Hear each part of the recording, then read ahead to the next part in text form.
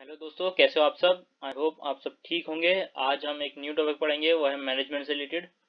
आज हम मैनेजमेंट के बारे में सब जानेंगे कि मैनेजमेंट जो कंपनी में यूज़ होती है और क्यों इस्तेमाल की जाती है, तो जानेंगे। पहले तो इसका कंसेप्ट के बारे में जानेंगे कि मैनेजमेंट होती क्या है बेसिकली, और फिर उसके फीचर के बारे में जानेंगे, ऑब्जेक्टिव्स के बारे में जानेंगे। क्यों बड़ी बड़ी कंपनीज हैं, बिग फर्म्स होते हैं, जो एमएनसीज होते हैं, उनमें एक मैनेजमेंट एक रोल प्ले करता है जो बहुत इंपॉर्टेंट होता है।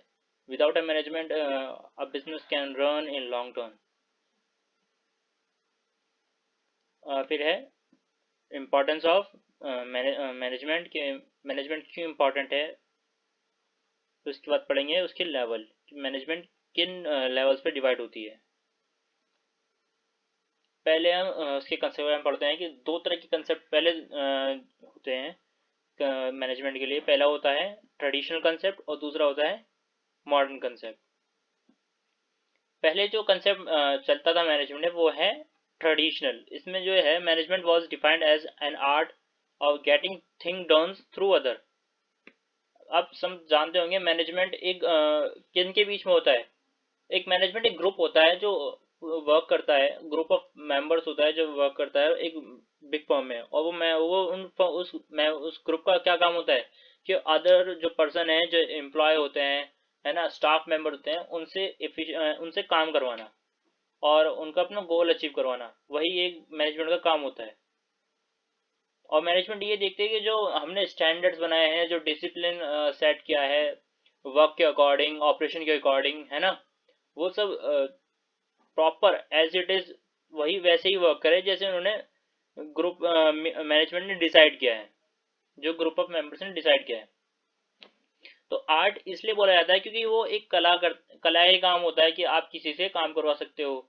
और मतलब जो ग्रुप ऑफ मेंबर्स हैं वो उस तरह से जो वर्क डन होता है, जो वर्क डिसिप्लिन होता है, वो उस तरह से डिजाइन करते हैं। जैसे आपने ऑटोमोबाइल असेंबली देखी होगी, जिससे कार मैन्युफैक्चरिंग होती है, कि स्टेप बाय स्टेप होता है। पहले चैसी आती है, फिर उसमें इंटीरियर जुड़ा जाता है, फिर केबल वगैरह लगाया जाता है, सीट्स जुड़ती हैं, फिर आउटर पार्ट जुड़ते हैं, इस तरह से हेडलाइट जुड़ते हैं, फिर धीरे धीरे करके वो पूरी कार तैयार करते हैं।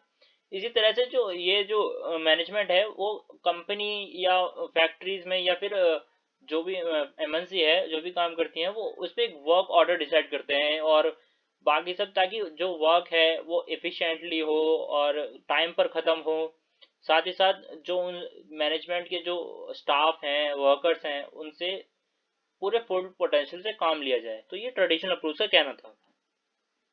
उसके बाद मैनेजमेंट अगर मॉडर्न अप्रोच से देखें जो अब चलती है, तो management can be defined as a process. ये एक प्रोसेस है। जो ये हर एक प्रोसेस स्टार्ट होता है कहाँ से, उसे प्लान करने से, और खत्म कहाँ होता है, इसे कंट्रोल करने पर। जैसे कि हर प्रोसेस का एक नियम है कि हम पहले क्या करते हैं, फ्यूचर के लिए डिसाइड करते हैं कि हमें करना क्या है, और फिर उसके बाद उसे मेजर करते हैं अपने स्टैंडर्ड से, जो हमने अपने जो प्लानिंग में डिसाइड किया होता है कि हमें उस टारगेट को अचीव करना है। और उसके बाद हमें रिजल्ट, जो एनडी का रिजल्ट निकालते हैं, है ना, उससे मैच करते हैं। तो इसलिए उसे प्रोसेस बोला जाता है। Getting thing done by others, जैसे कि यहाँ पर भी थ्रू अदर्स है, बाय अदर्स है ना, एफिशिएंटली। बस इसमें दो टर्म ऐड हुई हैं, efficiently and effectively. Efficiently and effectively. एक होता है एफिशिएंट, होता है इफेक्टिव। इफेक्टिव और एफिशिएंट में अंतर यह है, इफेक्टिव वो होते हैं जो काम अपना पूरा करते हैं, ठीक है, टाइम पे करते हैं, चाहे उन्हें कुछ भी करना पड़े। मतलब उन्हें ना तो वेस्टेज, ना बजट, ना किसी चीज़ का ध्यान देना होता, बस उन्हें टाइम पर वर्क पूरा करना है। वो अपने सारे रिसोर्सेज यूज कर सकते हैं और बहुत कुछ, ठीक है। तो उन्हें बस वो होता है इफेक्टिव पर्सन। एफिशिएंट वो होता है जो कम यूज, कम वेस्टेज के साथ, है ना, proper usage of utilisation of resources और साथ ही साथ ऑन टाइम वर्क कंप्लीट करता है, तो उसे एफिशिएंट बोला जाता है। कि उसने कम से कम लागत में ज़्यादा ज़्यादा मुनाफा करके दिखाया, या फिर ज़्यादा ज़्यादा, है ना, प्रॉफिट कराया, कम से कम टाइम में या कम से कम रिसोर्सेज में, तो उसे एफिशिएंट बोला जाता है। In order to achieve organisational goal. ये जो एफिशिएंट और इफेक्टिव ने पढ़ा है, इन दो में से एक ही जगह प्रॉपर होगा, है ना। मतलब एट अ टाइम एक ही वर्क करेगा, या तो वो इफेक्टिव होगा या एफिशिएंट होगा। उसके बाद आते हैं फीचर्स। मैनेजमेंट जो फर्स्ट ऑफ ऑल है गोल ओरिएंटेड होती है। जो हम प्लान्स बनाते हैं मैनेजमेंट, जैसे मान लीजिए उनका फ्यूचर प्लान है कि उन्हें इतनी टारगेट सेल्स है उनकी और उन्हें अचीव करानी है, या अपने जो मार्केट कैप्चर एरिया है वो ज़्यादा इंक्रीज करना है इस बार। तो ये सब प्लान करेंगे, स्ट्रेटजीज बनाएंगे, है ना।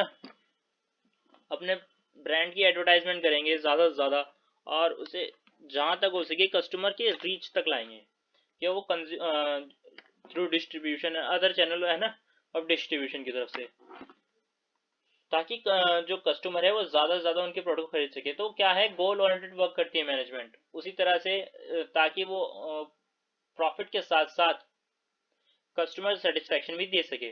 क्योंकि देखिए यहाँ पे जैसे लिखा है, गोल ऑफ अ कंपनी में be to sell more unit of a product, वो ज़्यादा से ज़्यादा अपने प्रोडक्ट के यूनिट बेच सकें या सर्विस प्रोवाइड कर सकें, या फिर उन्हें कंज्यूमर सेटिस्फेक्शन प्रोवाइड कर सकें। क्योंकि बिजनेस जो कंपनी होती है वो दो तरह की होती है, या तो मैन्युफैक्चरिंग कंपनी होती है या सर्विस सेक्टर कंपनी होती है जो सर्विस प्रोवाइड करते हैं, जैसे कॉल सेंटर वगैरह, है ना, या कार वॉशिंग कंपनीज वगैरह जो भी हैं। तो इनका ज़्यादातर गोल क्या होता है, या तो अपना प्रोडक्ट सेल करें, ज़्यादा प्रॉफिट अर्न करें, या फिर कंज्यूमर सेटिस्फेक्शन ज़्यादा कराएं। ये कंपनी दोनों ही करती है, ताकि उनका कंज्यूमर जितना सेटिस्फाई होगा उतना ही उनका प्रोडक्ट खरीदेगा। तो वो आजकल कंपनियां उनके सेटिस्फेक्शन पे भी ध्यान दे रही हैं। उसके बाद है परवेसिव। परवेसिव का अगर मैं दूसरा नाम बोलूँ तो वो है यूनिवर्सल। जो मैनेजमेंट रूल्स बनाते हैं वो यूनिवर्सली एप्लीकेबल होने चाहिए, यानी कि हमने एक पार्ट में हमने अप्लाई कर दिया पर वो अगले पार्ट में जाकर नॉन एप्लीकेबल हो जाता है। तो जो जो हमारे रूल्स होने चाहिए वो यूनिवर्सल होने चाहिए। The activities in management are applicable to every type of organisation, whether economic, चाहे वो इकोनॉमिक हो, सोशल हो, चैरिटेबल हो, रिलीजियस हो, या पॉलिटिकल हो। चाहे जो फर्म हो, ऑर्गेनाइजेशन हो, वो किसी भी टाइप की हो। इकोनॉमिक जैसे वो प्रॉफिट अर्न करने की, सोशल जो सोशल वर्क ज़्यादा करते हैं, एनजीओज वगैरह, और चैरिटेबल जो चैरिटेबल डोनेशन से चलती है ना, रिलीजियस जैसे बहुत बड़े फर्म्स है ना, और पॉलिटिकल जो फर्म्स होती हैं उनका सिर्फ एक ही गोल होता है, या तो ज़्यादा से ज़्यादा वो उन्हें प्रॉफिट कमाना होता है, या फिर वो सर्विस प्रोवाइड कराते हैं। और क्योंकि उन्हें कंज्यूमर सेटिस्फेक्शन कराना है, तो वो जो उनकी एक्टिविटीज होती हैं वो उसी तरह से एप्लीकेबल होनी चाहिए यूनिवर्सली। अगर वो एक फॉर्म में या फिर एक एरिया में उसे अप्लाई कर रहे हैं उस मैनेजमेंट को, जैसे मान लीजिए उन्होंने बोला कि हमें ज़्यादा से ज़्यादा कंज्यूमर को सेटिस्फाई कराना है, अब वो चाहे किसी भी तरह की फॉर्म हो, मान लीजिए सोशल फॉर्म है ना, तो उन्होंने कहा कि हमें ये ऐसा हमें रूल्स बनाने हैं कि हम मान लीजिए हम इस बार हॉस्पिटल बनाए, हम ज़्यादा से ज़्यादा हॉस्पिटल बनाएंगे, एजुकेशन इंस्टीट्यूशन बनाएंगे, है ना, अदर जो पब्लिक कन्वीनियंस ट्रांसपोर्ट चलाएंगे। तो इस तरह से क्या उनके रूल्स हो सकते हैं वो ज़्यादा, है ना। तो वो ये सब परवेसिव में ही आता है। उसके बाद आता है मल्टी डायमेंशनल। जो मल्टी डायमेंशनल कैसे, management of work, management of people, management of operation. जो मैनेजमेंट है ना वो मल्टी डायमेंशनल होती है। जैसे वर्क में कैसे, जैसे वर्क में इसलिए, या मैंने जो पहले बताया था कि जो मैनेजमेंट है वो वर्क डिसिप्लिन या वर्क ऑर्डर डिसाइड करते हैं कि इस ऑर्डर में या इस डिसिप्लिन में इस वर्क को करना है। आप सबने फ्योल के 14 प्रिंसिपल तो पढ़े ही होंगे, उनमें भी लिखा होता है या डिसिप्लिन ऑफ वर्क या वर्क ऑर्डर, है ना, उनमें भी आपने पढ़ा ही होगा। तो जो वर्क डिसिप्लिन है वो एक्चुअली क्या होता है, एक प्रॉपर फॉर्मेट ये होता है, या बोल लीजिए एक way of doing a work, एक पूरा तरीका होता है उस वर्क को कंप्लीट करने का, कि यहाँ से एंड करना है और यहाँ से ख़त्म करना है, यहाँ से स्टार्ट करना है और यहाँ से एंड करना है। इसी तरह से मैनेजमेंट, और ये मैनेजमेंट का ही एक पार्ट होता है कि उस वर्क को प्रॉपरली डिसाइड किया जाए कि ये जो काम है यहाँ से स्टार्ट होगा और वहाँ पर एंड होगा। और ये इसी तरह से जैसे असेंबली लाइन डिसाइड की जाती है बड़ी फैक्ट्रीज में, कि किसी चीज़ की प्रोडक्शन स्टार्ट करनी तो यहाँ से होगी और यहाँ पर जाके खत्म होगी, इस तरह से हमारा फिनिश प्रोडक्ट मिलेगा। ऐसे मैनेजमेंट ऑफ पीपल जो एचआर वगैरह होते हैं, ये मैनेजमेंट का काम संभालते हैं ऑफ ह्यूमन रिसोर्स। कैसे उनको रिक्रूट करना, उनका सिलेक्शन करना, उनका जो सैलरी चार्ट होता है वो बनाना, सैलरी रिसिप्ट बनाना, एंड ऑल अदर जो स्ट्राइक केओस और conflicts between the employer employ उनको सुलझाना। एंड जो ह्यूमन रिसोर्स से रिलेटेड काम होता है वो कौन करता है, एचआर करता है, तो वो भी एक मैनेजमेंट ऑफ पीपल ही होता है। उसके बाद आता है मैनेजमेंट ऑफ ऑपरेशन। जो मेन ऑपरेशन होते हैं बिजनेस के, ठीक है, उन सबको कैसे संभाला जाए, किस तरह से देखा जाए, और उनको एक प्रॉपर वे में उनको संभाल के रखना, बना के रखना ऑपरेशन को, ताकि वो जो डाटा उससे मिले वो प्रॉपर यूज कर सके अपने फ्यूचर के लिए, अपने आने वाले फ्यूचर ऑपरेशंस के लिए और पॉलिसीज के लिए। तो वो भी एक मैनेजमेंट का ही रोल होता है। फिर उसके बाद आता है कंटिन्यूस। कंटिन्यूस क्यों, मैनेजमेंट एक कंटिन्यूस प्रोसेस क्यों है? कंटिन्यूस प्रोसेस इसलिए क्योंकि जैसे कि यहाँ पे देख रहे होंगे, it is a series of function.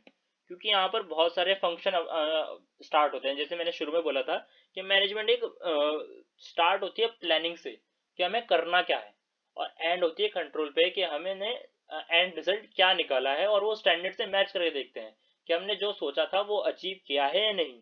तो स्टार्ट होती है वो प्लानिंग से कि हमने क्या सोचा था, जो हमने प्लान क्या किया था कि हमें कंपनी वहां तक पहुंचानी है, या इस ब्रांड में हमें ज्यादा डील करना है, या हमें शेयर्स में ज्यादा डील करना है। तो हमने जो प्लान किया था वो, ठीक। फिर उस प्लान के बाद उसे उन एक्टिविटीज को ऑर्गेनाइज करना है कि हम जो हमने प्रॉपर वर्क ऑर्डर बनाया था, है ना, जो हमने काम करना था वो किस तरह से करना है, जो असेंबली लाइन है वो उस तरह से लगनी है, और यहाँ से वर्क स्टार्ट होगा और यहाँ पर एंड होगा, और यहाँ पे हमारा फिनिश प्रोडक्ट तैयार हो जाएगा, इस तरह से। फिर डायरेक्टिंग, उस वर्क को अप्लाई किया जा, जो हमने डिसाइड किया था वो अप्लाई किया जाता है। स्टाफिंग, स्टाफिंग से मतलब होता है जो हम यहाँ पर रिक्रूटमेंट पार्ट वगैरह, है ना, जो हम यहाँ पे रिक्रूटमेंट सिलेक्शन करते हैं प्रॉपर स्टाफ की, प्रॉपर एम्प्लॉयज की, जो क्योंकि हम हर किसी को तो काम नहीं सकते, जो वर्क के लायक होगा, जो उसे करने संभालने के लिए काबिल होगा, उसे ही तो वर्क दिया जाएगा। तो इसी तरह से वहाँ प्रॉपर स्टाफिंग भी जरूरत होती है। एक मैनेजमेंट का पार्ट वो भी होता है कि उस डिजर्व्ड कैंडिडेट को अलॉट करना वो वर्क, कि वो उस काम को कर सके। फिर आता है कंट्रोलिंग। जो हमने जो सारी एक्टिविटीज की हैं, प्लानिंग, ऑर्गेनाइजिंग, डायरेक्टिंग, स्टाफिंग, इसका लास्ट स्टेप होता है कंट्रोलिंग। जो हमने ये सब प्लान किया था शुरुआत में, उसको हम मेजर करते हैं कि हमने एक एस्टिमेट निकाला होता है कि हमें ज़्यादा से ज़्यादा यहाँ तक सेल होनी चाहिए, कि हम सब ये जो प्रोसेस करके आए हैं पीछे, और प्लानिंग, ऑर्गेनाइजिंग, डायरेक्टिंग, कंट्रोलिंग का, उसके बाद हम मैन्युफैक्चरिंग भी करते हैं, सब कुछ है ना, करने के बाद हमने एक एस्टिमेट भी निकाला होता है कि हमें यहाँ तक सेल्स मिलनी चाहिए। फिर जब हम रिजल्ट जो हमारा आता है कंट्रोलिंग में, फिर हम स्टैंडर्ड के साथ मैच करके देखते हैं कि हमारा क्यों जो स्टैंडर्ड है वो मैच हुआ नहीं हुआ। अगर मैच हो जाता है तो फिर हमारी जो प्लानिंग है वो सक्सेसफुल है। अगर नहीं होती तो फिर हमें डेरिवेशन मिलती है, यानी कि जो मिस्टेक है, एरर मिस्टेक है, और मिशन हमने कहाँ गलती की है। तो ये ऐसे एक कंटिन्यूस प्रोसेस है। फिर उसके बाद फिर से प्लानिंग स्टार्ट हो जाती है। फिर आती है ग्रुप एक्टिविटी। अब जैसे आप जानते ही हैं, मैनेजमेंट एक बंदे में एक वन पर्सन की नहीं होती, या वन पर्सन रोल नहीं होता उसमें। यहाँ पे एक ग्रुप काम करते हैं साथ में मिलकर। The effort of all the members are directed towards the achievement of the common organisation goal. जो मेंबर्स होते हैं ग्रुप के, वो उनका जिनके कलेक्टेड एफर्ट होते हैं वो एक साथ काम करना चाहिए, ताकि जो अचीवमेंट है हमारे गोल का, ऑर्गेनाइजेशन गोल का, वो पूरा हो सके, जो टारगेट है वो पूरा हो सके। Dynamic function. In order to be successful, management must change its goal, plan and policy according to the need of the environment. जैसे कि हम जानते हैं, जैसे मान लीजिए आप कोई कंपनी चला रहे हैं, तो आपने कोई पॉलिसी बनाई होगी, बजट्स बनाए होंगे, गोल बनाए होंगे, पर वो एक्चुअल में या एक्चुअल एनवायरनमेंट में काम नहीं करते, क्योंकि आपको उन्हें चेंज करना होगा अकॉर्डिंग टू द एनवायरनमेंट। मान लीजिए आप ज़्यादा से ज़्यादा डील कर रहे थे, पर अगले दिन से नोटबंदी हो गई, तो आपके वो जो बिजनेस में है ज़्यादा से ज़्यादा ऐसा काम था कि वहाँ पर 500 या 1000 के नोट आते थे, तो आपका जो बिजनेस है वो ज़्यादा इफेक्ट होगा उससे। तो इसी तरह से जो हमें बिजनेस है ना वो ज़्यादा, जैसे अभी जीएसटी लगा, उससे पहले है ना, जीएसटी से पहले अलग प्रोसेस था, अब जीएसटी का अलग हो गया है। तो इस तरह से ही बिजनेस में जो भी चेंज आता है उन्हें अपने अकॉर्डिंग अपनी पॉलिसीज को हमें ढालना होता है। तो इसलिए डायनेमिक फंक्शन होना चाहिए मैनेजमेंट का। इंटेंजिबल फोर्स कैसे? Management can not be seen, but we can realize the presence of the management in the operation of the organization. जैसे मान लीजिए आपने कोई प्रोग्राम ऑर्गेनाइज कराया, जैसे कि आप टीवी भी देखते होंगे कि एक प्रोग्राम कोई इवेंट ऑर्गेनाइज होता है, लोग आते हैं, डांस करते हैं अपने टर्न आने पर, टर्न बाय टर्न। इस तरह से जो ऑर्गेनाइजर होते हैं वो एक मैनेजमेंट अलॉट करते हैं, जो लोग उनकी प्रैक्टिस कराते हैं, उसके बाद उनको वन बाय वन स्टेज पे भेजते हैं, उनको उनकी प्रेजेंटेशन के लिए या फिर उनके परफॉर्मेंस के लिए, और वो करके चले आते हैं। पर उनके पीछे एक मैनेजमेंट एक रोल काम कर रहा होता है, जो उसे प्रॉपर मैनेज करता है उस इवेंट को या ऑर्गेनाइज उस प्रोग्राम को। तो वो एक इंटेलिजेंट फोर्स है। पर आपको जब जब वो रियलाइज होगा, क्योंकि जब आप देखेंगे ना किसी चीज को आप मैनेज करोगे और प्रॉपरली मैनेज होगी स्टेप बाय स्टेप, सब टाइमिंग के साथ और सब प्रॉपरली वर्क करेंगे, परफॉर्मेंस अच्छी जो होगी, ऑडियंस को पसंद भी आएगा, तो आपको लगेगा कि हाँ प्रॉपरली मैनेज हुआ है, आपको रियलाइज होगा। पर आपको दिखेगा नहीं वो मैनेजमेंट, पर आपको रियलाइज होगा। तो इसलिए वो इंटेंजिबल फोर्स होती है। फिर आते हैं इसके तीन ऑब्जेक्टिव हैं। पहले ऑर्गेनाइजेशनल ऑब्जेक्टिव, सोशल ऑब्जेक्टिव, फिर है पर्सनल ऑब्जेक्टिव। ऑर्गेनाइजेशनल ऑब्जेक्टिव कौन से होते हैं? जैसे कि आपने कोई नई कंपनी स्टार्ट की है, तो आपका पहला ऑब्जेक्टिव क्या होगा? उसको सर्वाइव करना। Survival is the first stage of organisational objective. क्योंकि आप जैसे कोई आप नई कंपनी स्टार्ट करते हैं या कोई नए बिजनेस में एंटर करते हैं, तो आप सबसे पहले सोचते हैं कि मेरा काम चल जाए या फिर आगे बढ़ जाए, क्योंकि इससे पहले ही बहुत सारे आपके कॉम्पिटिटर्स होते हैं उस मार्केट में, पहले से ही काम कर रहे होते हैं, उनको भी एक्सपीरियंस होता है। पर आप इस फील्ड में पहली बार आए हैं, तो आप चाहते हैं कि आपका बिजनेस ग्रो करने से पहले सर्वाइव करे। और वो सर्वाइव कब करेगा? जब आप अपने जो एक्सपेंडिचर है वो खुद निकाल पाएंगे अपने इनकम, रेवेन्यू, सेल्स से, है ना। फिर उसके बाद आप चाहेंगे उसके बाद प्रॉफिट होने लगे। जब आप अपने एक्सपेंसेस को कवर करने लगेंगे, तो आप क्या चाहेंगे कि मुझे कुछ प्रॉफिट भी हो, क्योंकि मैं उन सबको मैनेज कर रहा हूँ, एक्सपेंसेस को, मैन पावर भी यूज कर रहा हूँ, रिसोर्स भी यूज कर रहा हूँ, अपने फंड्स यूज कर रहा हूँ। तो आप उसमें थोड़ा प्रॉफिट भी चाहेंगे, और साथ ही साथ फिर आप उसकी ग्रोथ भी चाहेंगे। मतलब अभी आपने एक वैरायटी के शूज बनाए हैं, तो आप चाहेंगे अब दूसरी वैरायटी, अभी मैं मेल्स के लिए बना रहा था, फीमेल्स के लिए बनाऊं। तो आप चाहेंगे बिजनेस में डाइवर्सिफिकेशन भी आए, वैरायटी मिले लोगों को, और आपकी बिजनेस ग्रो करे, या फिर दूसरी ब्रांच खोलें आप उसी चीज की, है ना, किसी और मार्केट में या किसी और एरिया में। तो ये ऑर्गेनाइजेशन ऑब्जेक्टिव होते हैं। उसके बाद आते हैं सोशल ऑब्जेक्टिव। जैसे इन्वायरमेंटल फ्रेंडली मेथड। आप कोई ऐसा, जैसे मान लीजिए जैसे बैंगल मेकिंग है, जो चूड़ियाँ होती हैं, उन चूड़ियाँ बनाने के लिए जो वर्कर्स होते हैं उन्हें दिन रात भट्टियों में काम करना होता है, जैसे ग्लास वर्कर होते हैं। तो उनके लिए जो है एक प्रॉपर अरेंजमेंट कराना, ग्लव्स, मास्क, है ना, आई ग्लासेस, ताकि वो जो एक्सपोजर, हीट एक्सपोजर के सामने काम करें तो उन्हें कुछ ज़्यादा इफेक्ट ना हो। या फिर उनके लिए ऐसा कोई या फिर उनके लिए कोई ऐसा काम करना जिससे उन्हें ज़्यादा जो हमारी जो इन्वायरमेंटल, जैसे पॉलीथीन होती हैं, जब हम ज़्यादा पॉलीथीन का यूज़ ना करें, कम यूज़ करें, तो इन्वायरमेंटली मेथड्स हमें यूज़ करने चाहिए। उसके साथ साथ हमें एम्प्लॉयमेंट अपॉर्चुनिटी, जैसे बैकग्राउंड एरियाज के जो लेबर्स होते हैं, या है ना, इन सबको भी मौका देना चाहिए एम्प्लॉयमेंट अपॉर्चुनिटी का। फिर बेसिक फैसिलिटीज होती हैं, जैसे कि कुछ कुछ ऑर्गेनाइजेशन में क्रैचेस होते हैं, है ना, ताकि जो प्रेग्नेंट एम्प्लॉयज होते हैं, उनके जो जो मतलब उनके जो जिनके बच्चे होते हैं उनको अलग से वो रख सकें, या वर्किंग टाइम से, वर्किंग हार्स में, ताकि वो उनके बच्चे सेफ रहे, है ना। तो उनकी भी फैसिलिटीज देनी पड़ती हैं। उसके बाद आते हैं पर्सनल ऑब्जेक्टिव पे। जैसे फाइनेंशियल नीड्स होती हैं। फाइनेंशियल नीड में जैसे पर्क्स, इंसेंटिव, बोनस, ये सब आ जाते हैं कि जो हमारा स्टाफ करता है काम, ओवर टाइम भी करते हैं कोई कर लोग, पर basically they are working hard to achieve the goal. तो उनके जो फाइनेंशियल नीड किस तरह से पूरी कर सकती है? या तो उन्हें पर्क्स दिया जाए, बोनस दिया जाए, इंसेंटिव दिए जाए। सोशल नीड, उन्हें प्रमोशन दिया जाए, रिकग्नाइज किया जाए। उसके बाद हायर नीड्स, ठीक है। तो इसके बाद है importance. Management is the giving element in every business. Without it, the resource of production remains source. Resource shall never become production.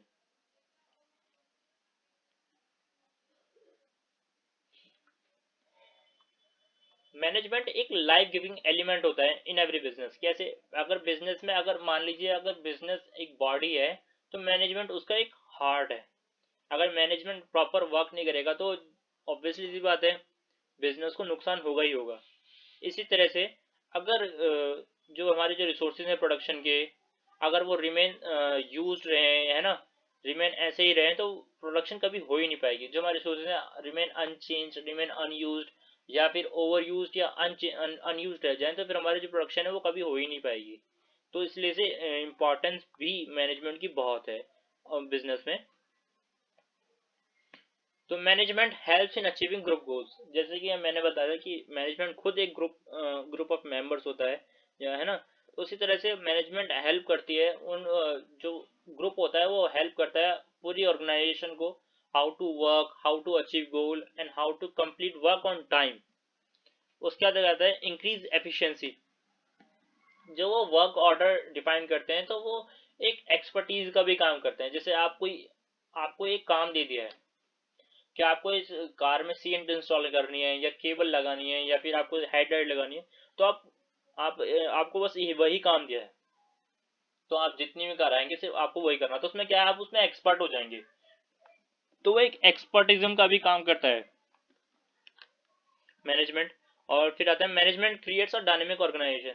जैसे कि मैंने बताया कि हमें जो एनवायरनमेंट है वो डायनेमिक है, और मैनेजमेंट हेल्प करता है बिजनेस को चेंज करने में अकॉर्डिंग टू द नेचर। जैसे मान लीजिए अभी जैसे हमारा सीजन चेंज होता है, समर से विंटर में आता है ना, तो हम क्या करते हैं, समर के कपड़े कम करते थे और विंटर के फिर मार्केट में ज्यादा सामान बिकने लगता है विंटर के हिसाब से, या है ना, क्लोथ का काम भी ऐसे भी आता है। तो हमें क्या है, हमें अपनी जो नीड्स हैं, बिजनेस नीड्स हैं ना, उन्हें चेंज करना चाहिए according to the environment, future outer environment के हिसाब से हमें चेंज करना चाहिए कि हम अपने एग्जिस्टेंस को बचा के रख सकें।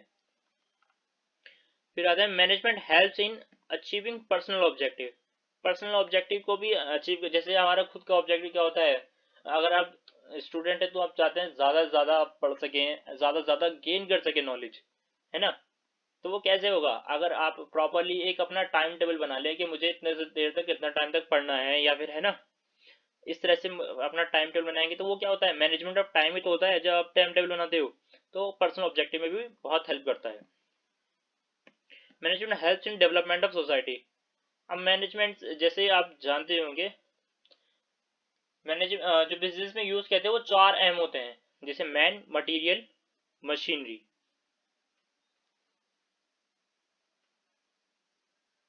And money.